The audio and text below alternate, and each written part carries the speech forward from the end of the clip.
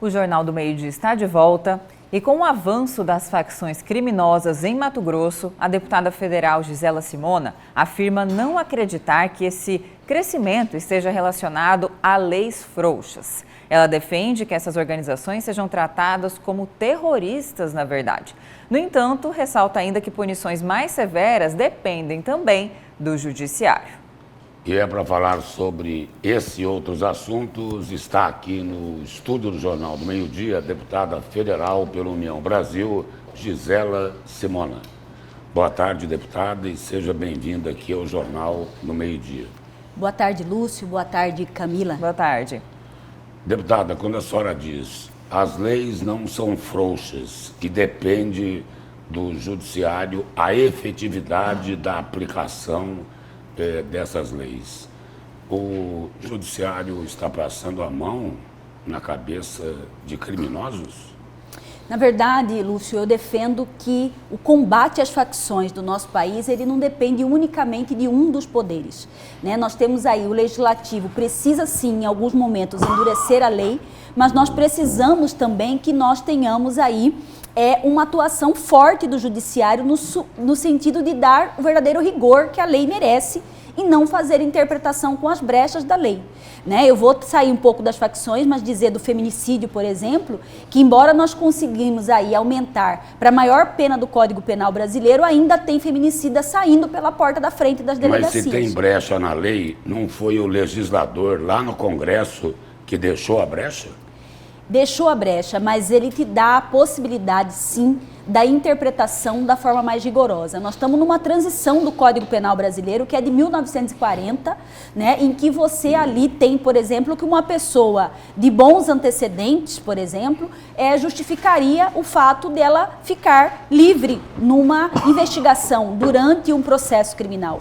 Mas vejam que, por outro lado, o crime é grave, o crime é matar alguém. Então, diante desse fato, né, você, como legislador, você pode interpretar isso de uma forma que realmente dê uma resposta de não impunidade para a sociedade. Então, de novo, não estou tirando a meia-culpa do legislativo, acredito sim que tem muitas situações que merecem essa questão da legislação ser mudada, mas enquanto a gente também aprova, você não vê uma correlação de forças dos poderes, do delegado que recebe esse cidadão, né, do próprio Ministério Público, muitas vezes já ao propor a ação penal, de nós termos aí o juiz tomando medidas desde já, de imediato, mais severas, né? E você ter aí o judiciário tendo uma condenação que seja exemplar de forma a intimidar que outras pessoas também praticam o crime.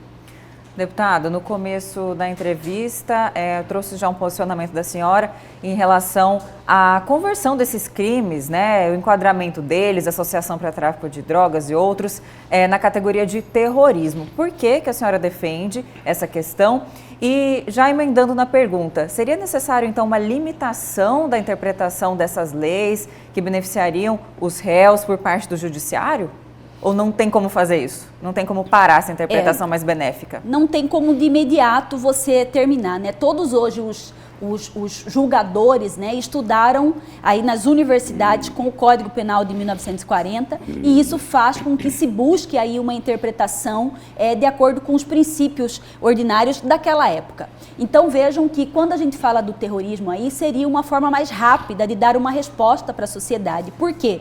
Quando você fala em uma revisão geral do Código Penal brasileiro e hoje estar lá no Parlamento Federal e saber aí de como é difícil e é lento o processo legislativo no sentido de você aumentar cada artigo dessa lei, nós precisamos dar uma resposta mais rápido, porque a sociedade não vai esperar a Câmara dos Deputados decidir artigo por artigo para poder dar uma punição que seja compatível com o que as facções merecem. Então, dentro desse contexto, enquadrá-las como terroristas, você já iria para uma pena mais grave, né? E até 30 anos? De até 30 anos, mas que tem projeto para mudar nesse sentido e conseguir enquadrar a todos, né? Porque hoje o que acontece, Camila? Você parece que tem orgulho de alguém ser preso e dizer eu pertenço à facção X ou Y, né? E pertencer a uma facção jamais pode ser algo bom na nossa sociedade. Então, é exatamente pela demonstração da impunidade, porque parece que tem alguém que protege mais do que o Estado, então as pessoas se sentem orgulhosas nesse sentido. E isso tem que acabar no nosso país. Então é por isso, né, que medidas mais drásticas precisam ser tomadas para que a gente veja o combate ao crime de uma forma que realmente corresponda ao anseio da sociedade. Deputado, os presidentes da Câmara e do Senado avisaram ao Supremo que daqui para frente vão colocar os nomes dos parlamentares nas emendas. Vai acabar o mistério. E aí o ministro Flávio Dino pode liberar as emendas. E a imprensa nacional já disse o seguinte: olha, o orçamento de 2025 não foi votado por causa da chantagem pelas emendas. É isso? Então, veja que Brasília, na verdade, nós temos essa situação gravíssima, né, que eu entendo, do ponto de vista desde o orçamento secreto a todas as outras fontes obscuras das emendas parlamentares.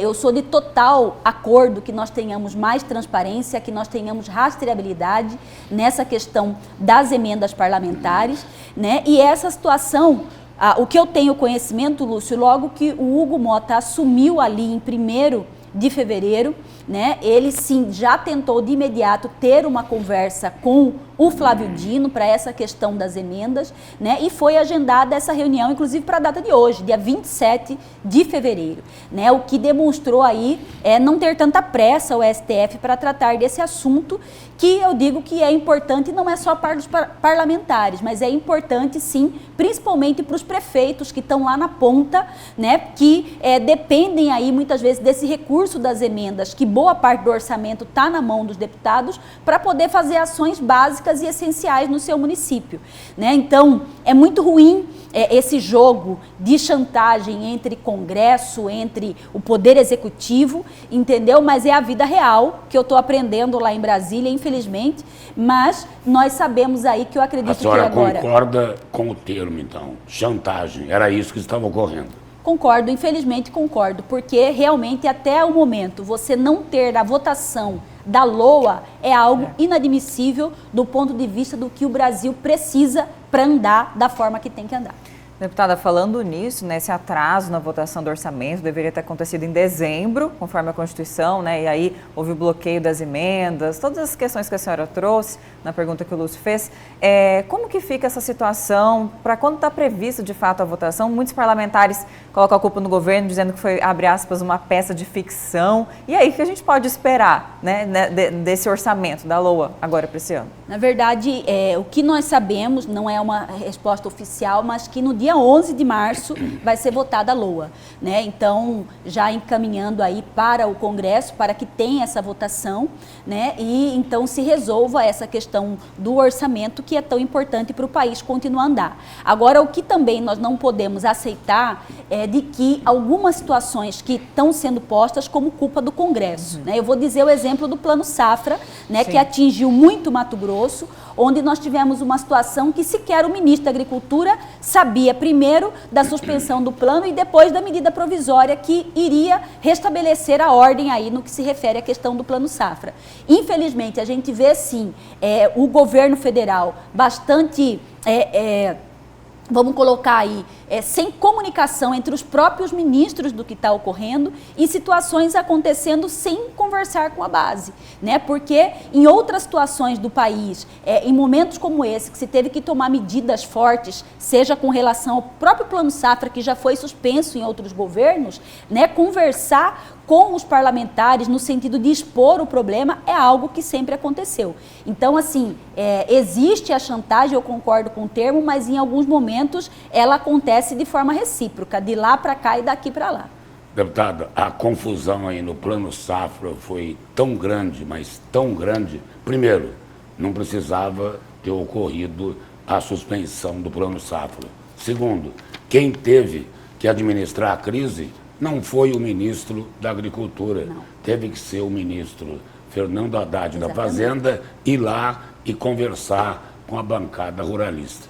Está muito errado isso, não está? Está tudo muito errado, né? A gente vê, infelizmente, aí é o ministro do nosso estado, mas a gente vê um total distanciamento das decisões do governo federal, né? E em que você realmente não, como eu disse, ele sequer sabia da suspensão do Plano Safra, então o Haddad acabou sendo o interlocutor aí, seja com a Frente Parlamentar Agropecuária, né? Seja com os atores envolvidos para poder restabelecer uma medida provisória que foi avaliada positivamente pela própria Frente Parlamentar. Só complementando, em função disso, a senhora acredita aí que acabou o poder de articulação do ministro Carlos Fávaro com o agronegócio? Com a FPA, que eu faço parte, as relações estão bastante estremecidas e enfraquecidas. Praticamente, na verdade, já não há mais essa relação com o Ministério da Agricultura. Ela tem sido direta com a Casa Civil, com o ministro da Fazenda. E, deputada, a senhora acredita que este rompimento, o ministro Carlos Fávaro, apesar de divergências em vários assuntos, aí, por exemplo, com a Frente Parlamentar, querendo ou não, Mato Grossense, a senhora acredita que o nosso estado pode perder com isso ou não? É preciso que haja uma troca nesses ministérios? As recentes trocas também, né? O próprio governo federal tem substituído várias ministras mulheres, a da saúde, né? Sem mais explicações. São atitudes que mostram, assim, que está sem rumo o governo federal? Eu vejo, infelizmente, né? Eu falo infelizmente porque eu sou brasileira e eu torço para o país dar certo.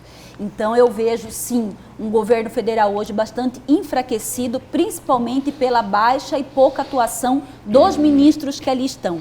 Então, se essa reforma ministerial vai acontecer, como o próprio Lula anuncia, que aconteça de uma vez para que o Brasil comece a tentar voltar para os trilhos, né? Porque é algo que realmente, principalmente do ponto de vista econômico, todos estão sentindo, né? Tá aí a baixa avaliação do governo, tá aí o brasileiro reclamando do preço alto, principalmente da comida, do alimento que chega à sua mesa, e isso não há governo que resista. E foi a promessa, né? Que foi a promessa. De acabar com a fome. Exatamente. Então, dentro da principal bandeira do governo, ele não conseguir atingir os resultados que dele se esperava, mostra um fracasso na gestão. Obrigado pela presença e pelas informações aqui no Jornal do Meio-Dia. Que agradeço. Obrigada, uma boa tarde.